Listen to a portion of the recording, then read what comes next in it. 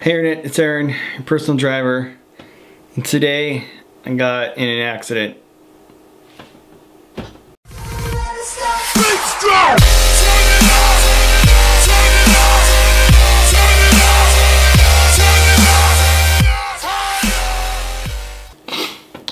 So normally I'm pretty happy, normally I'm pretty excited, but I'm pretty bummed. It's Friday, it's a busy day out. Probably make between $200 and $300 tonight on average. There's a festival in Seattle, so I might make more. I got hit by another fucking Uber driver too, so fuck that guy.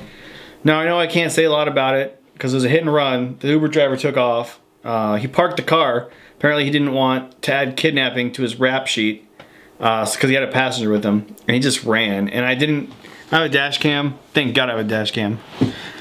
But I didn't get a look at him. He got out before my dash cam caught anything. I did get the accident though, so I'm gonna show it to you guys. Even if the people in power are voted out, those who replace them become just like the ones they replaced because of the way the system is structured. Finally, what Weber saw as the worst danger of bureaucracy was something called bureaucratic alienation. Bureaucracies are supposed to run with machine learning, consistency, and calculability. But people aren't machines, so bureaucracies can be dehumanizing to those who... Even if the people in power are voted out, those who replace them become just like the ones they replaced because of the way the system is structured. Finally, what Weber saw as the worst danger of bureaucracy was something called bureaucratic alienation. Bureaucracies are supposed to run with machine learning, consistency, and calculability. But people aren't machines, so bureaucracies can be dehumanizing to those who... Bureaucracies are supposed to run with machine learning, consistency,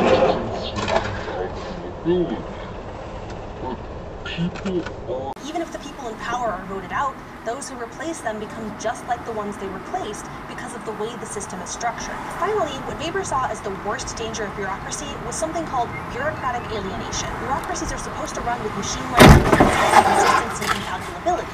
But people aren't machines, so bureaucracies can be dehumanizing to those who... I think that there's some education from this video that the average rideshare person can have. I want to basically talk about three important things. Number one, the most important thing is get a dash cam.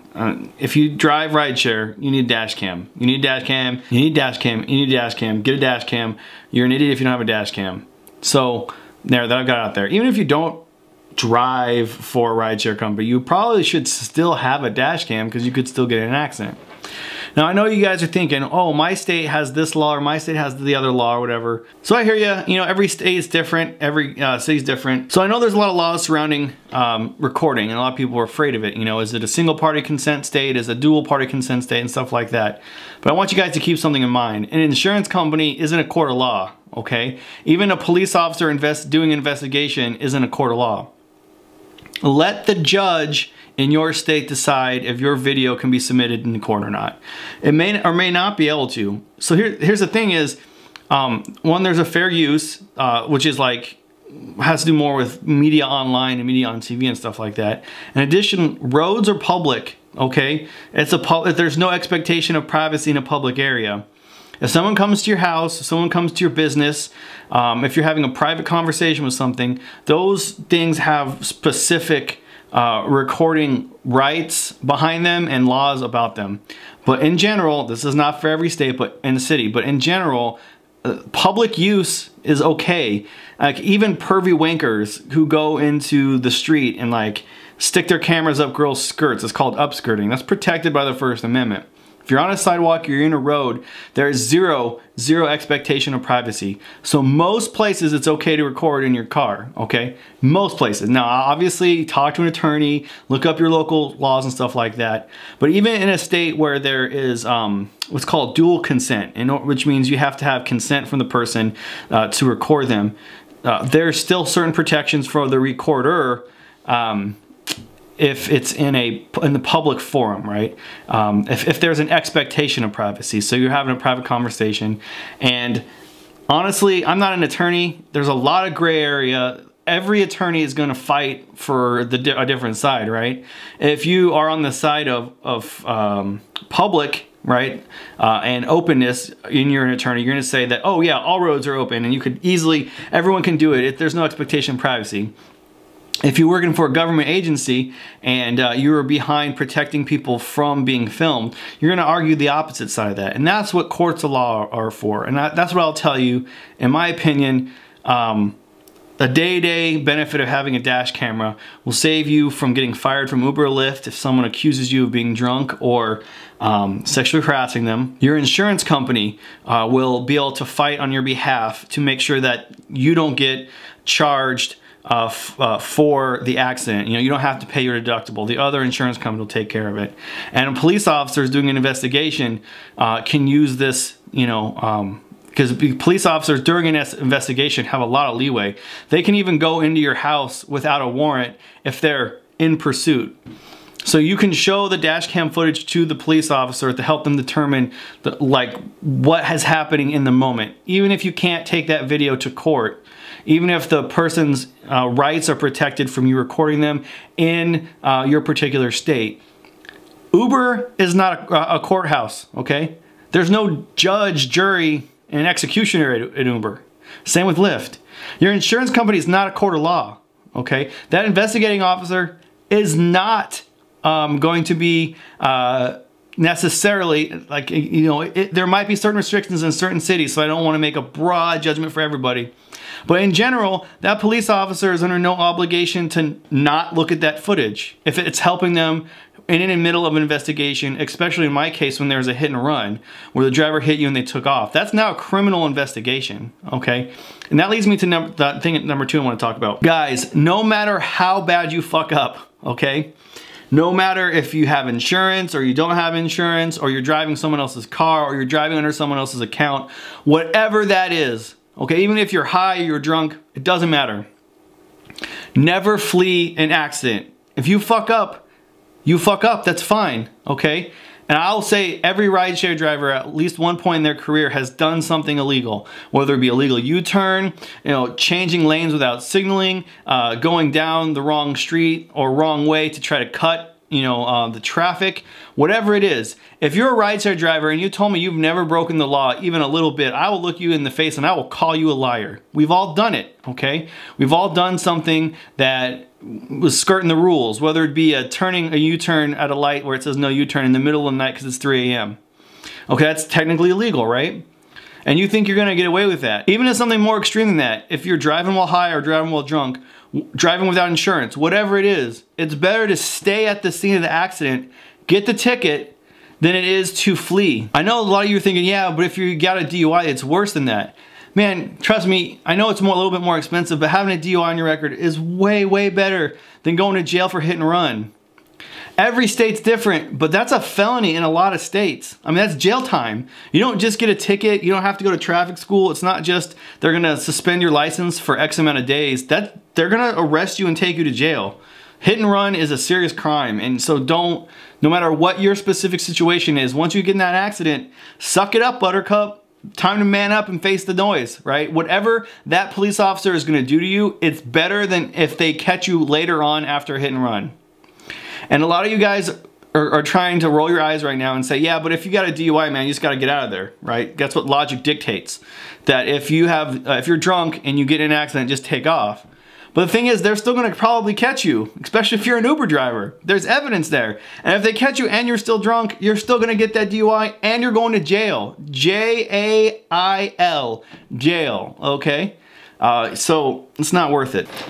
And the third thing I want to talk about real quick is just, you gotta remember about insurance, guys. Uber is a $1,000 deductible. If you are doing rideshare and you get into an accident, whether it's your fault or not, there's initially a $1,000 deductible that Uber's gonna take. Lyft is even worse. It's $2,500, and that's out of your pocket. Now, I have heard from other YouTubers say that they get those reimbursed if they can prove it was someone else's fault.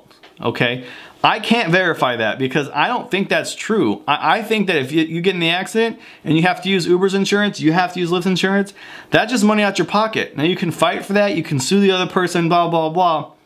But the point is, guys, you gotta make sure that you're willing to take that risk, okay? That's a big risk. A lot of people $2,500, that's like 2, sometimes 3 weeks pay on Lyft. Now luckily for me, I wasn't doing rideshare at the time, so I had no passenger in my car, my app wasn't on. Now luckily for me, I have an electric car, so I was driving to a charging station that was like a few blocks down at a QFC in a parking lot. So I didn't even have my app on. I had no intention of driving anyone at that particular time, so my regular insurance covers it.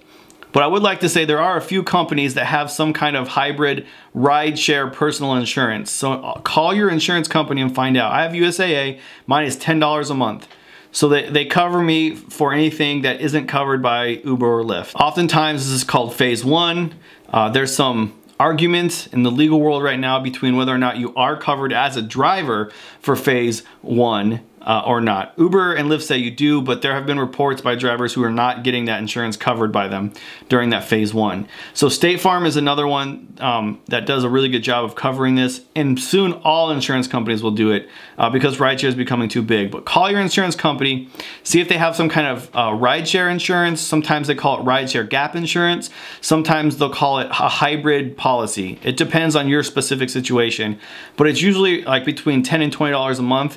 And it's just one of those costs of businesses that you need to do, because if something like this happens to you and you had a passenger in the car, your insurance isn't going to cover you, and you got a big ass deductible that's going to come out. So that's too much liability. I guess the last thing I'll say, because I thought I was going to end the video there, but it just reminded me, don't do cash for trips, guys. If I had a passenger in my car and I had cash, I have no insurance. My insurance personally doesn't cover that, because I have a passenger in my car who's not going to be on a police report, and Uber and Lyft aren't going to cover me. The app isn't on.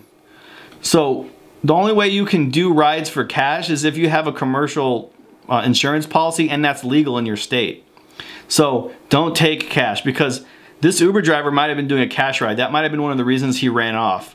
The passenger wouldn't tell me personally. He didn't want to get anyone in trouble, but it sounded like it was one of the situations where the driver picked him up and he's like, hey, turn the app off, I'll give you some money. I can't verify that.